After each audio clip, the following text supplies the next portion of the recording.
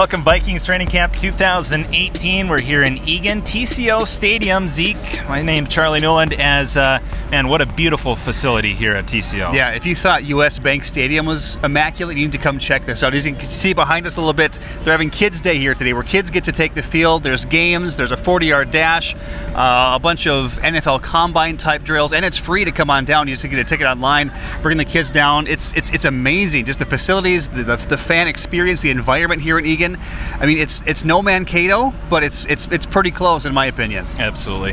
High expectations for the Vikings this year. After a disappointing end of their last season, they want to get back to the NFC title game and get back to the Super Bowl, since something they haven't done since the 70s, Zeke. Yeah, 1976 to be exact. Yeah, but taking it one game at a time. We've seen some of the things that disappointing teams, or teams that have a disappointing end to their season, they kind of flounder. But the Vikings trying to do everything they can to prevent that. The first step is bringing in quarterback Kirk Cousins, who's looked great during camp so far. Absolutely. Kirk Cousins, the new face of the franchise, because quarterback, it's the #1 position for you. Also some returning faces from last year as well that are going to try to mesh with Kirk Cousins. Yeah, we've got Pro Bowler Adam Thielen, Stephon Diggs getting paid the other day. He's got an extension. But the one name that people forget about a lot is Jerick McKinnon is gone. They're bringing back Latavius Murray, but Dalvin Cook, coming off that torn ACL against the Lions game last October, he's looked great in camp so far. We ready to go. I know the work and the long hours I put in, know the work I put in, and you know, the support staff I got here and how the guys push me through my rehab process. You know, I ain't surprised with where I'm at, but, you know, I am happy where I'm at. So, you know, I just got to keep working from here and keep building the days. It's still a process I'm still going through, and I still got a long ways to go. He's looking good, looking explosive, cuts looking crisp. He's down here running, getting the ball. You know, all the backs are looking good. Latavius looking good, looking quicker, looking faster. Dalvin Cook could be the key to this team. But a bigger key, I think, is the offensive line. We'll get into that more in detail here in a little bit. Also coming up, our talk with Adam Thielen, our exclusive interview with Adam Thielen. That's all coming up right here on TV3 right after the break. TV3's Training Camp Special is brought to you by Sanford Health Detroit Legs, FOLTZ Buildings, FOLTZ Trucking, Okeson Off-Trail Sales, Anderson Septic, and DL Disposal.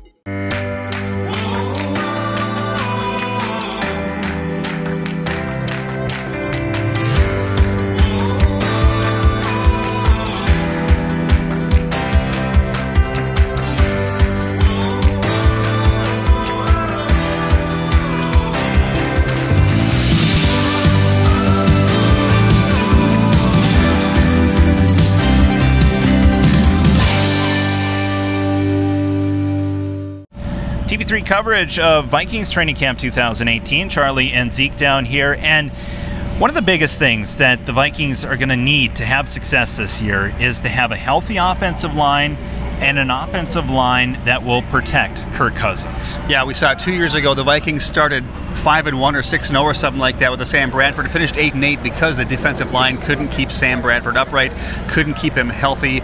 Last year, I mean, bringing in big pieces like Mike Remmers, Riley Reif, those guys were both banged up, but they made adjustments. We saw the center, Pat Elflein, break his ankle in the NFC Championship game last year. He's still working his way back from injury, starting the season on the physically unable to perform list. So offensive line is going to be huge in piecing those things together. They have Rashad Hill at right tackle, competing for his job with rookie Brian O'Neill. The center position is going to be up for grabs. I think Elflein will be ready to go by the beginning of the season, but the preseason is going to have a huge tell into who makes this team, who gets cut, and the success they're going to have with those guys moving forward. Well, they're working really hard. You know, it's been a little bit, you know, we're looking at a guy here, looking at a guy there, so we're moving guys around a little bit, and we'll continue to do that. Because they all have, you know, there's a possibility, you know, one guy may have to play guard, he may have to play tackle, he may have to play center, something like that. So some of them are less likely to go to another spot than others. But, you know, when you're talking about Easton and Elflein and Remmers and, you know, playing right and left, Rashad. We haven't moved O'Neill to the other side yet, but we will at some point.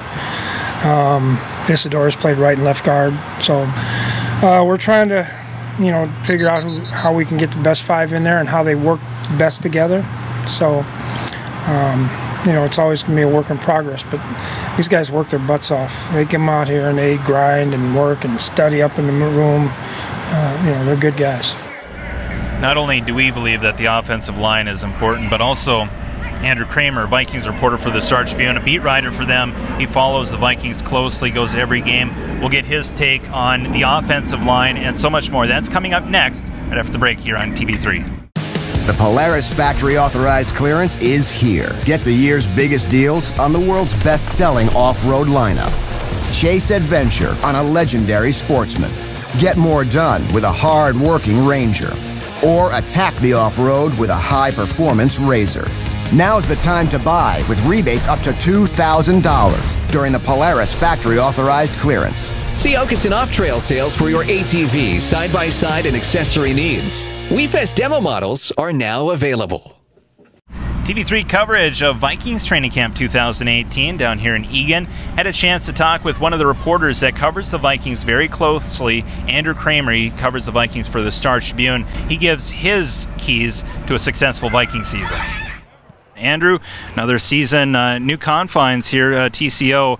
What's your early thoughts of this new facility? Yeah, it's beautiful here. I mean, I think you can really tell the Wilfs family put a lot of money into this. You can see just the stadium behind us where they held walkthrough this morning. Fans are enjoying themselves. It's free admission for some of these tickets. You can pay to get some little shade cover as well if you don't want to be torched in the sun. But it's not Mankato. Very much different, too, with the players being put up in a nice hotel, the JW here in Eagan, instead of the old dormitory that they had at Minnesota State Mankato. So the players are enjoying it as well, and I think the fans are too. There's a lot more for families to do around here as opposed to in Mankato. They set up, when there's not walkthrough here, they set up the little games and stuff for kids to play out on the field. So it's been a good, I think, introduction for Eagan. Yeah, and you look at this season for the Vikings after a tough season last year. Have the players that have returned, have they forgotten about last year, or do they still remember it? It's a painful memory, I'm sure. It's hard for them to get rid of that memory. 38-7. I mean, that only rivals 41 Donut in the NFC Championship game lore for the Vikings losses. But when you're looking at how much changed this offseason, Charlie, I think it is easier for them to move on. Kirk Cousins is here. John DeFilippo, the offensive coordinator's here. Sheldon Richardson, the defensive tackle's here. They've got enough newness to this, and of course this facility, that I think it's easier to move on and put that behind them, because it really does feel like a new year. It doesn't feel like same old because of how much has changed. And there's so much attention on Kirk Cousins and this offense.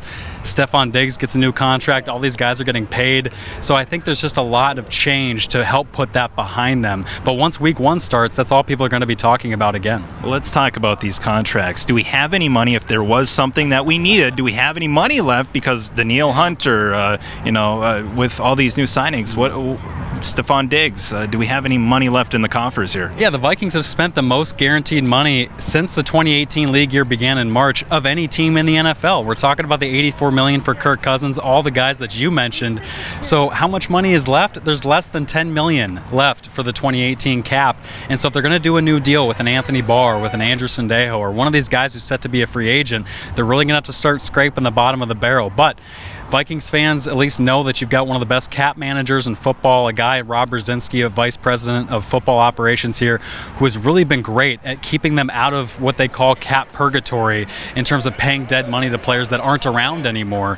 All the guys that they're paying money to are here and contributing, and that's a sign of a good front office in football. Let's talk about position battles here this training camp.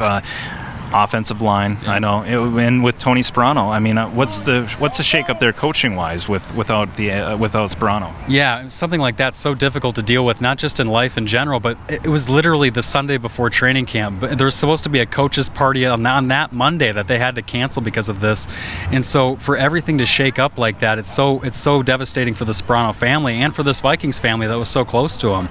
So moving forward, they have to go ahead and make co-offensive line coaches. They've got Clancy Barone and Andrew Janocko. Janocko was an assistant O-line coach.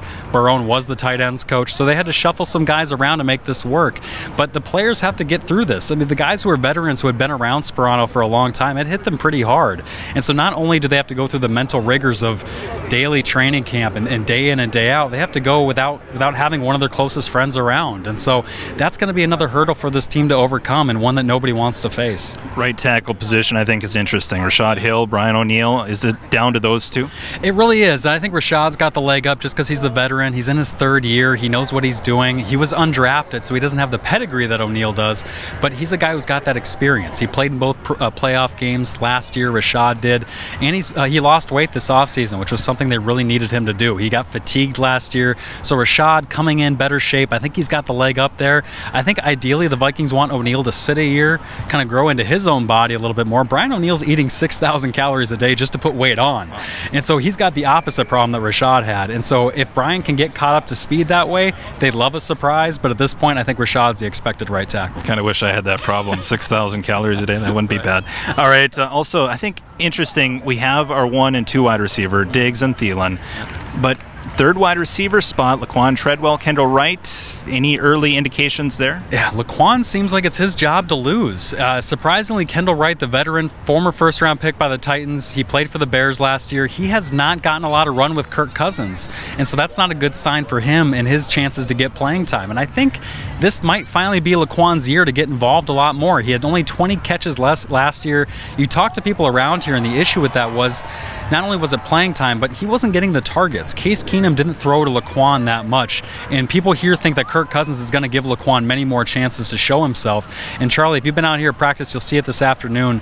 Laquan's getting a lot more looks, and he's showing off that he's not that sluggish receiver that you had seen before. He's lost a little bit of weight, lost some muscle just to gain that quickness, and I think they're going to want to see him shine this year. Tight end position too. It could be interesting with DeFilippo's offense here because Brent Selleck and Zach Ertz, I mean, they were an integral part of the Eagles' tight end. I mean, tight end was huge for them.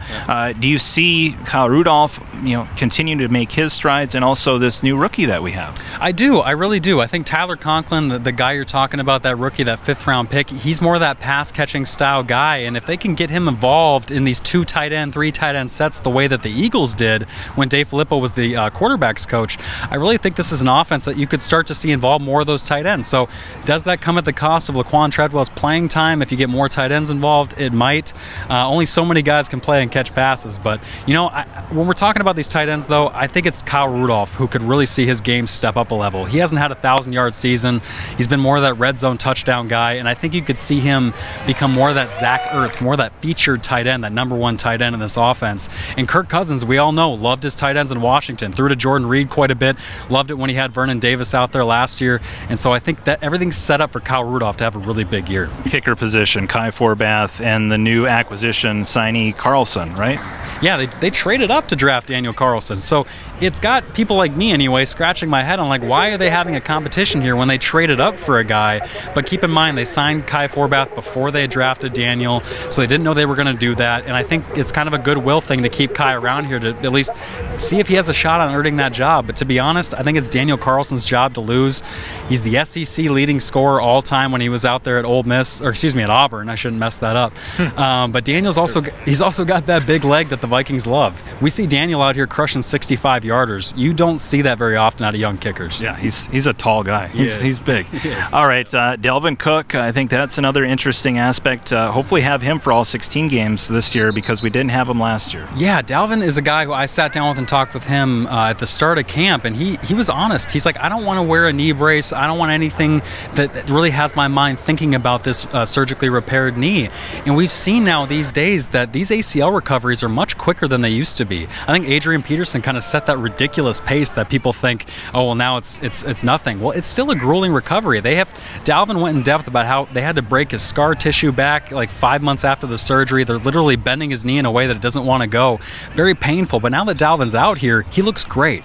People talk about how that he's got that same explosiveness. He looks stronger because he spent more time in the weight room this offseason. And the key, as you said, Charlie, is can he stay healthy for 16 games? Because this offense is still going to go through its running game. I think you're going to see Dalvin Cook and Latavius Murray featured more than the Kirk Cousins arm that people are expecting to see quite a bit of. Okay, that's where I was going next. Kirk Cousins, where does he fit? Do you think that it'll be a seamless transition with Kirk Cousins at the helm? I think it's hard to say seamless, Charlie, but I think when you look at what Kirk Cousins does well, it's play off his running game. And in Washington, he never had a good running game. He had different leading rushers each season. He was a starter in Washington, and he was one of the best play play-action quarterbacks in spite of not having a good rusher there. So now that you finally have a good tandem of running backs here in Minnesota, I think you could see Kirk take leaps that he didn't in Washington because he has a solid running game. So this Vikings offense, like I said, it's going to be built around Dalvin Cook and Latavius, and Kirk is going to be a great complement to that. What I'm watching for is how good is that deep ball. Kirk was a little on and off with his deep balls in Washington, but you've got two of the best deep receivers in Adam Thielen and Stephon Diggs. If those two guys are consistently open, I think Kirk's the guy that can get him the ball. All right, a couple quick ones as we close here. Where do we stack up with the rest of the division? Because Green Bay, they brought in Jimmy Graham. Yeah. Defensively, still kind of lacking. Chicago still kind of rebuilding. Mitchell Trubisky, another year under his belt. Where do we stack up? And then you got Detroit, but where do we stack up here? Yeah, well, if you ask the fans, obviously around here, you're going to say they're number one, but Aaron Rodgers is back. His collarbone's not broken. They faced Aaron Rodgers a total of 2 possessions last year. Any team would take that, but you're not necessarily, you can't bank on him breaking his collarbone again.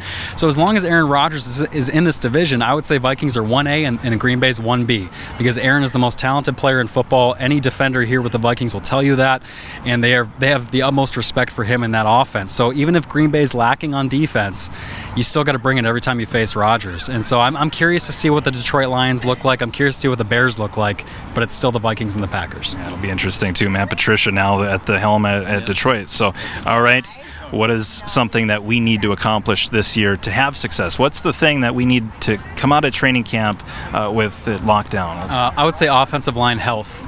You just can't afford to lose anybody. They don't have great depth in the offensive line. They didn't spend a ton of resources outside of the second-round pick on the offensive line this offseason.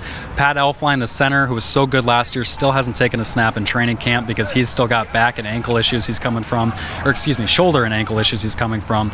And then we just saw Mike Remmers get hurt in practice, the right guard, earlier this week, and he was out here getting carted off the field. So they need to stay healthy, and they need to take it really easy with those guys. And we know with any quarterback, if you can keep them clean, they can do well, and that's the same for Kirk Cousins. It'll be interesting this year. Thanks so much, Andrew, for your time. Of course, appreciate it. All right, Vikings reporter for the Star Tribune, Andrew Kramer. It's always good to catch up with Andrew Kramer. Good insight there. And you can listen to Andrew on Tuesdays on KDLM 1340 at 7:30. Coming up after the break, we had a chance to talk to Adam Thielen. Exclusive interview with Adam Thielen coming up in just a little bit. Also, we'll talk about the wide receiver position going forward and our biggest surprise of training camp. That's coming up next right here on TV3. Our special from Vikings training camp is brought to you by FOLTZ Buildings, FOLTZ Trucking, Okeson Off-Trail Sales, SANFORD Health and Detroit Lakes, Anderson Septic, and DL Disposal. This is a FOLTZ building. This is a FOLTZ building. This is a FOLTZ building. This is a FOLTZ building. And this is a FOLTZ building. And this is a FOLTZ building. And whether it's 0 degrees like I'm out here in the snow today, or it's 70 above and sunny, these guys are out and they're going to construct your building. Call FOLTZ Building today. TV3's coverage of Vikings Training Camp 2018, Charlie and Zeke, and for whatever reason, I don't know if we planned it or not, but it seemed like the main focus here was wide receivers. And with Stephon Diggs, I'm sure that's a reason why we talked about it a lot. We saw a lot of it. Stephon Diggs getting locked up to that extension. Adam Thielen back, and now Laquan Treadwell, one of the surprises here in training camp, at least for me, here in our 2 days down here. Laquan Treadwell really coming out of nowhere and just playing for that contract maybe potentially next year. Yeah, the thing with the Vikings is they have arguably the best wide receiver duo in the NFL with Diggs and Thielen, but what comes after that? There's very little depth, very little proven depth after that. They did sign Kendall Wright, the veteran. He spent some time in Tennessee, spent last year in Chicago, but the big surprise, like you said, is Laquan Treadwell getting first team reps as the wide receiver 3, probably getting 75% of the looks from Kirk Cousins. Yeah. I mean, he's been hurt in the past. He's had just some confidence issues in the past, and he talked about that, as did Adam Thielen.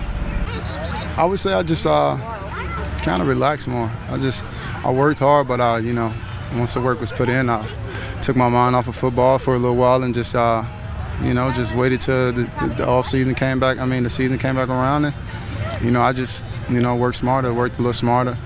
Didn't work as hard, but I worked hard. I worked really hard, and I worked on the craft, and I mean, it's the same routine. Just going into year 3, you just understand what's going on, I would say, and that's helped me a lot. I think the biggest thing is confidence. You see the way that he walks around the building. You see the way that he practices. He just has confidence. He knows he's a good player, and he's always known that, but he didn't always walk around with that when he was a young player. So it's so fun for me to see a guy like that grow from year to year, and he's just having fun. Before, I don't know if he was necessarily having fun. He was getting frustrated and things like that. So it's obviously great to see him having success out here, and I know he's going to continue to do that and build. Another thing, too, to watch out for, we talked about the wide receivers, but tight end, you look at John DeFilippo's offense. He's the offensive coordinator. He's with Philadelphia, quarterback coach in Philadelphia. But Philly, they like to throw the ball to the tight end, Zach Ertz and Brent Selleck. Potentially could see a big year for Kyle Rudolph, and also their new acquisition, their rookie, Tyler Conklin. Yeah, but in between Rudolph and Conklin on the depth chart is David Morgan, who excels at pass blocking. It's nice to have that receiving tight end like Kyle Rudolph. It's nice to have the tight end that excels at pass blocking like David Morgan, and that's where Tyler Conklin comes in. He can do a little bit of both, but he's a rookie. He is young. We've seen rookies get drafted by the Vikings. We had Bucky Hodges last year, who excelled at just the receiving end, and they let him go. He got claimed off waivers by the Patriots, I think, in favor of David Morgan, who excels in that pass blocking, opening the door for Dalvin Cook and Jerick McKinnon last year, Latavius Murray. So kind of two different tastes on offense. We'll see what the Vikings decide to do there. And it doesn't mean anything if you don't have a guy throwing the ball to them. Right. And Kirk Cousins, the new acquisition. Zeke, what was your takeaway from Kirk here at training camp? It was tough to see guys like Case Keenum and Teddy Bridgewater and Sam Bradford go. It's always tough as a fan to see some of your favorite players go. I was a huge Teddy Bridgewater guy, but Kirk Cousins excites me. The largest contract in Vikings history, and everyone always complains, Vikings need a quarterback, Vikings need a quarterback. Well, they went out and got the quarterback from the Washington Redskins. Over 4,000 yards passing last year, about 35 touchdowns. He's got the weapons in Minnesota he never had in Washington. I think he's going to have a big year. I hope so. I hope you're right. Me too. Adam Thielen had a big year last year. We'll see if he can continue to improve. Where's the limit for this guy? We'll see if he can continue to improve and also get a little bit of other information from Adam Thielen. Our exclusive sit-down talk with Adam Thielen, that's coming up next. We're here in Eagan at the TCO Performance Center, the brand new TCO Stadium. You can see behind us some of the kids hanging out, having some fun. A lot of number 19 jerseys out there. Adam Thielen, everyone knows the story. $500 scholarship to Mankato, walks onto the Vikings, practice squad his first year, and then it's just been up the mountain. How high can he go from making the team to Special Teams Player of the Year, a Pro Bowler last year? We had a chance to sit down with the Detroit Lakes native, get some inside scoop on the Minneapolis Miracle, how things are going with Kirk Cousins. It was exciting. Here's Adam. We're here at Eagan at Vikings Training Camp 2018 with Adam Thielen. Adam, fun year last year, Pro Bowl year, one game away from the Super Bowl. What's one thing you took away from last year? One thing I'd say is just stay at it. I think one thing that we need to make sure that we take from last year is the way we worked. That's what got us to where we got to, and we got to make sure that we go back to work and take advantage of these practices. So last January, the Minneapolis Miracle, Stephon Diggs for the game-winning touchdown. Where were you on the field, and what went through your mind when you saw him straight for the end zone? Well, I was running my route on the other side of the field away from him, thinking I was about to get the ball, and then I turned around and saw the ball in the air, and all I was thinking is, please get out of bounds. And then when he started running, I said, please score a touchdown. So that was a pretty special play. After that, I couldn't really move because I was in so much shock. I think the whole state was. It's kind of one of those where were you moments, because everyone remembers what they were doing. And our camera lady, Raina, had shut her TV off at that point. She was throwing her laundry around, not to throw under the bus, so she didn't see it, but everyone has their moment. So 13-3 last year. Where do you guys go from here? I mean, the Super Bowl is the goal, but the sky's the limit with this new offense, right? Yeah, I think it's taking it one game at a time. You just because you had a good year last year doesn't mean you're going to have a good year this year. So we got to make sure that we focus on the little things and make sure we just take it one game at a time, and then the rest, just let the rest fall into place. So a Pro Bowler last year, what are some things that you do to continue to get better at what you do? I think, I did a little reflecting this offseason of what I think I can do to get better, and I think, the thing that kind of just sunk on me was to make sure I'm just doing the same things that got me here. You know, just the little things, making sure that every practice I'm taking advantage of the reps and not satisfied with not winning each day, each route, and trying to be hard on myself. New offensive coordinator, new group of quarterbacks. How are you guys gelling so far? It's been really good. You know, I think that's something that's really good about this group of men is we take advantage of each day, and I think we did a really good job of taking advantage of OTAs and really going out there with a plan to make sure that we are on the same page. And it takes a while, so the more you can take advantage of those days, and then now in training camp practices, the better off you'll be for game day.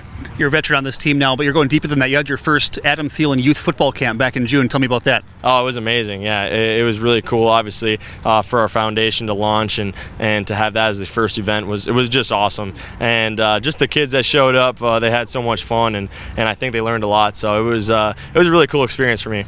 And moving up a level, you mentioned the Laker football team was here with Coach Flint Machenbacher, your high school coach, returning to the sidelines after a 2-year absence. How were the Lakers enjoying TCO? Oh, it was awesome to see those guys. You know, those are the guys that really pushed me to play football at the next level, and I learned so much from them. You know, something that really sticks out to me, you know, Coach Flint told me, I remember one day in practice, if you can't block, you can't play at the next level. So I learned how to block at an early age, and that obviously has helped me get to where I am.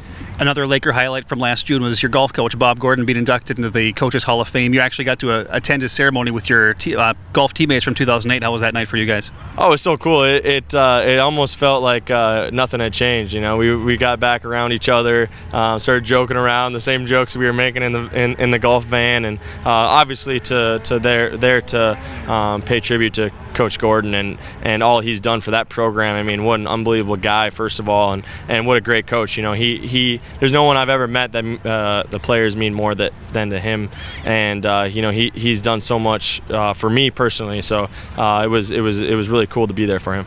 Perfect. We're going to do a little bit of a speed round. I'm going to ask you some questions, and you just tell me the first answer that pops in your head. All right? All right, let's do it. All right. So, your most memorable high school moment as a Laker? I think playing in the section final game at St. Cloud State. What are you guys binging on Netflix right now? I'm back on The Office. You know, I just started rewatching from season 1 The Office. It's a good choice. What job would you be terrible at? Anything that requires me to sit on a computer and for an extended period of time. Have you been starstruck by anybody you've come across in the NFL, whether it's a teammate or an opponent or a Hall of Famer, anybody like that? No, not necessarily. I think you know, once you get to this level, you just the guys that are around here are so similar to you that you kind of forget about the fame and that kind of stuff. You know, it's really no different than a locker room in college or high school, and that's what's so cool for me. And even meeting some of the NBA guys and other guys in other sports is very similar. We're all like-minded people, and so it's kind of hard to get starstruck once you're around those guys. Other than U.S. Bank Stadium, what's your favorite NFL stadium to play at? I mean, I love playing at Lambeau just because the tradition and I've played well there in the past, so that helps.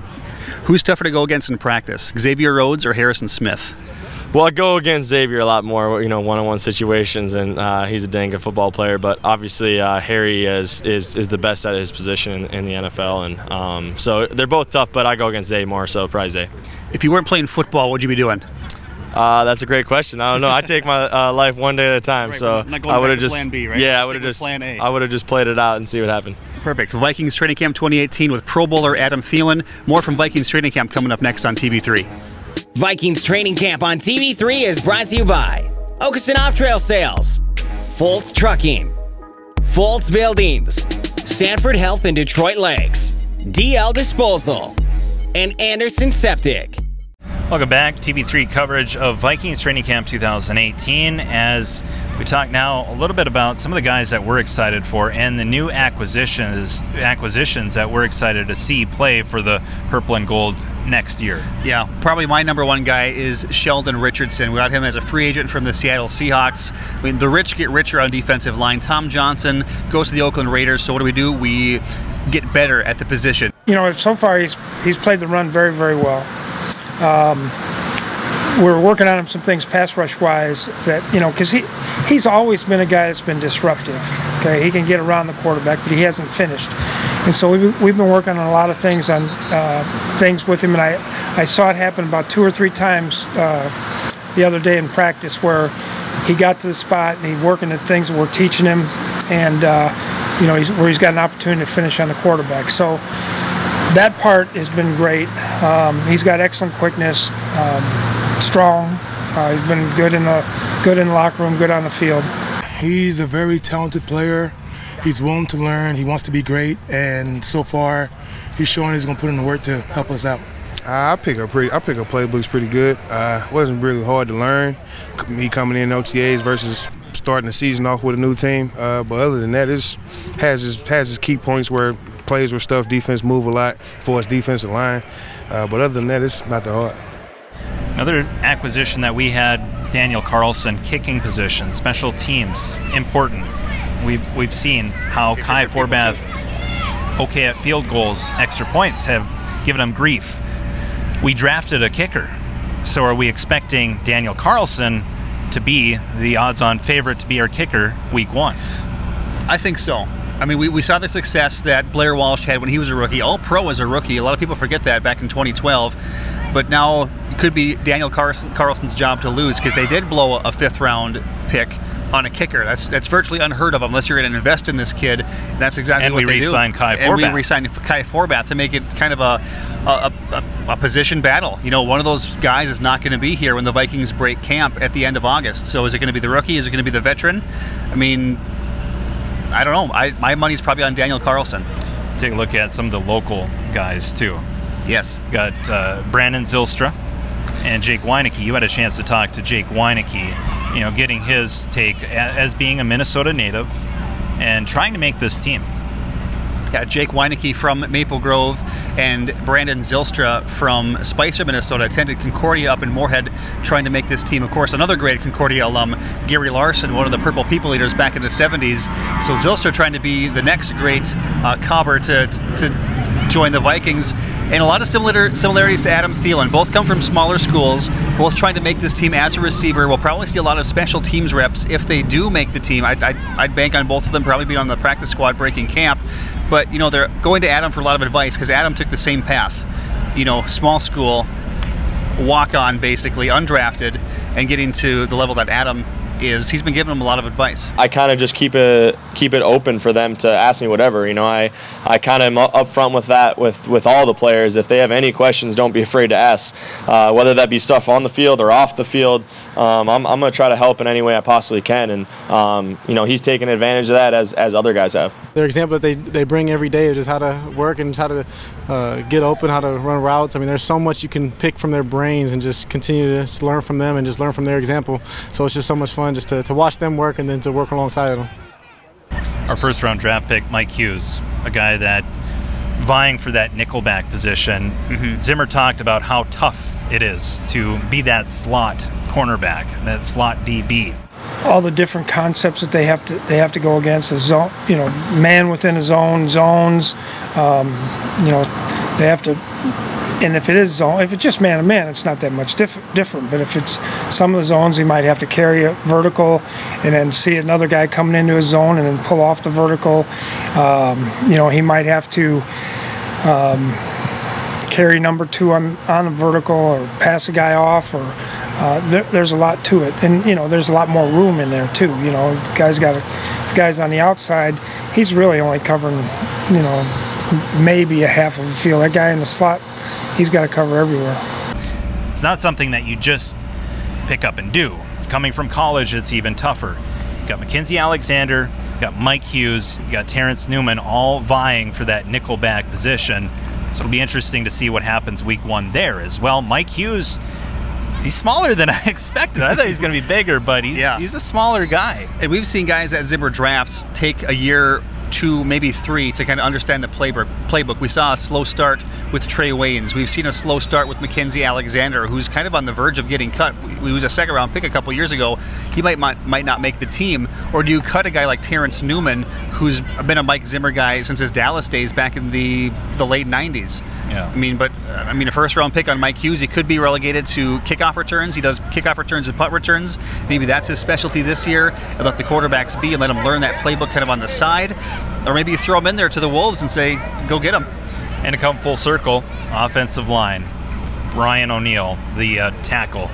You got him and Rashad Hill vying for that right tackle position. I don't know if Brian O'Neill's ready to be that starting right tackle. That was kind of the knock on him come out of the draft. A lot of Vikings fans are hoping for a big offensive lineman. I personally wanted Frank Ragnow from Arkansas. Went to the Detroit Lions, so we're going to see Frank Ragnow the next handful of years playing for the Motor City Kitties. But they did go out and get Brian O'Neill in the second round, a little undersized, out of Notre Dame. Needs to put on some bulk. He's not quite NFL ready yet, but he could push Rashad Hill for that starting job if need be. Absolutely.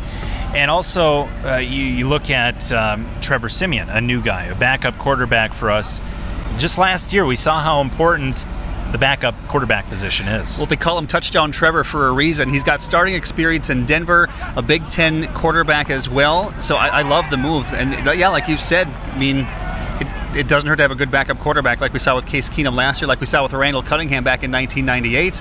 I mean, if the guy ahead of you goes down and your number's called, you have to step up and play big, and Trevor Siemian's ready to do that. Well, let's just hope that his number won't be called this year. Coming up after the break, we'll talk predictions. Where are the Vikings going to finish? We'll find out next here on TV3. Welcome back. TV3 coverage of Vikings Training Camp 2018. All right, we've seen training camp. We've seen the position battles.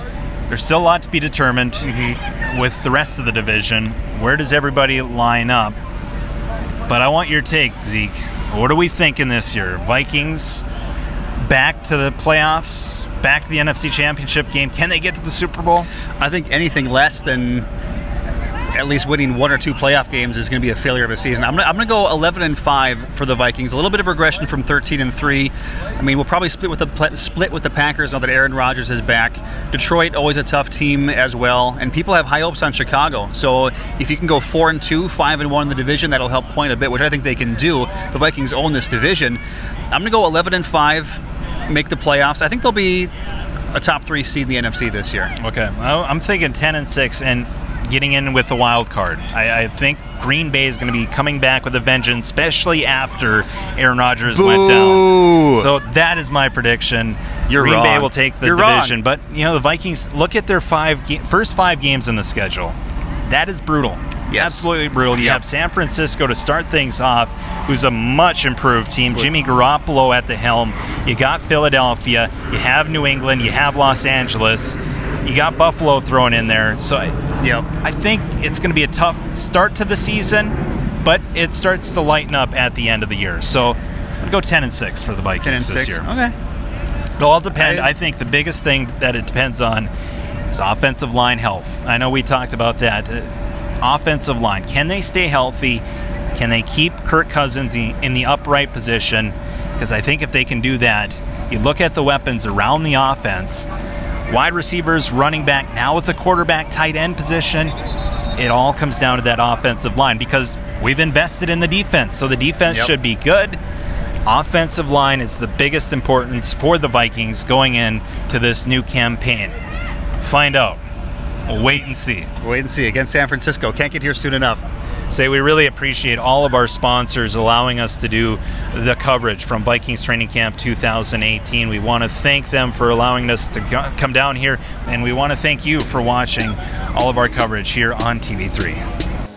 Thank you for watching our Minnesota Vikings Training Camp special on TV3. And thank you to our sponsors, FOLTZ Trucking, Sanford Health Detroit Lakes, Okeson Off-Trail Sales, FOLTZ Buildings, DL Disposal, and Anderson Septic.